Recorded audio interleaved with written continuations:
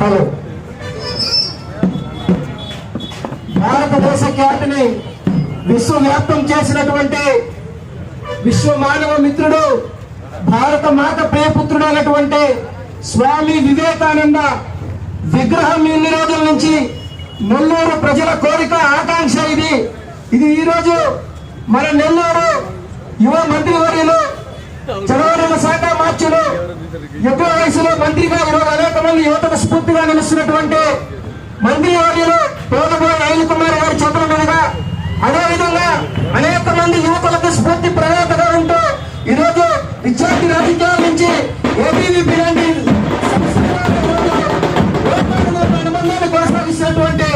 నాయకులు శ్రీ కోటంరెడ్డి శివరెడ్డి గారి చేతుల మీదుగా శ్రీ రామకృష్ణ సేవా సమితి ఆధ్వర్యంలో నిలవెత్తు స్వామి